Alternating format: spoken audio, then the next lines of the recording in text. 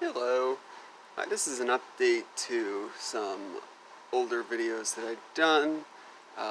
One of the other videos was a Pico Crumble inside of an Initiate V2. This is a different Initiate that at one time had a Pico Crumble. It now currently has an Obsidian Lite board in it.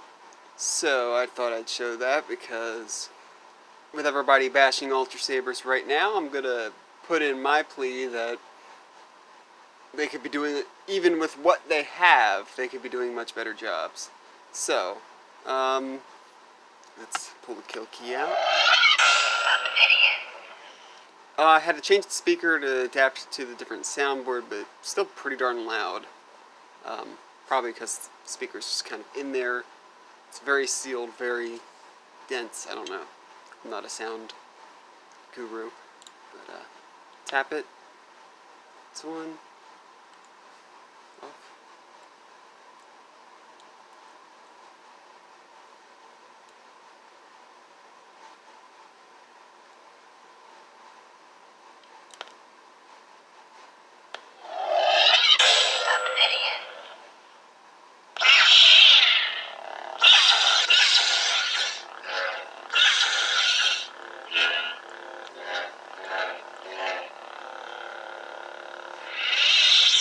So let's get a blade in there.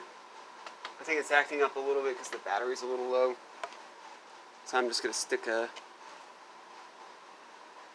of my, I think it's an Ultra Edge mid-grade. I prefer the white blades for the color that this is. This is a cyan LED, and it's one of the greener ones. Sometimes you get cyan, they can be greener or bluer. This is it. I just love the shade, so I kept it, even though it's not originally what I wanted. Also, to show off the hilt as a whole, this is somewhat customized by me. Shorter emitter. Shroud piece, which is actually made from one of the tubes for an old Rock Band drum set thing. Had an extra tube line around there. Custom switch hat, which is basically, I think it's just a metal rivet. Saber forge, and then this is made of sync tube. And then I just have this here because it kind of gives you a better grip. I don't like my hand all the way up there. So it kind of acts as a stop. And then 2 retention screws just because it is kind of shallow. So anyway. It's just a single crease, so there's no flash on clash, but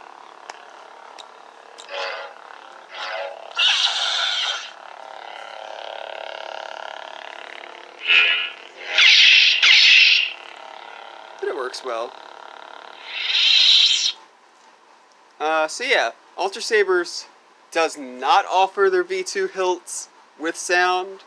And at first, I used to always think that, oh, well, okay, the Pico Crumble, yeah, is like that big, in comparison, like that big.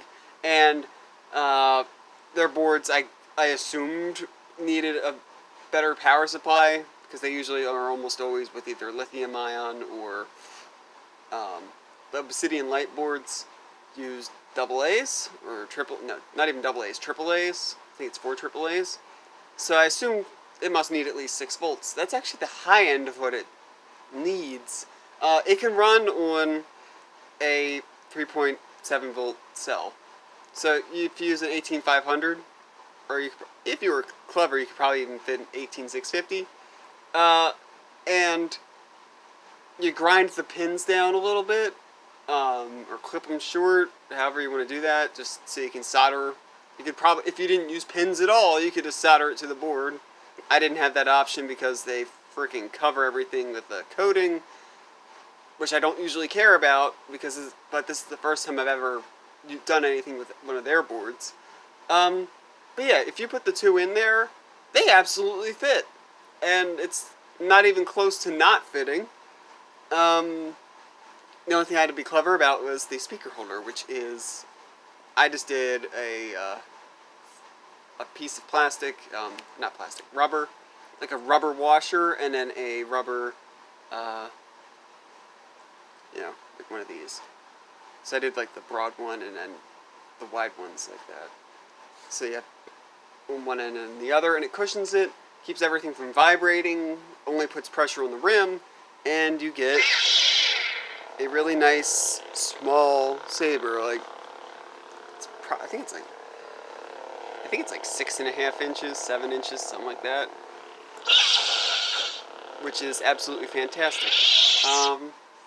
So yeah, with everything else going with Ultrasabers, they could be offering V2s with sound with their big ass electronics, and they're not. So let's just add that to the hellhole that is everything involving Ultrasabers right now. Anyway, have a good one.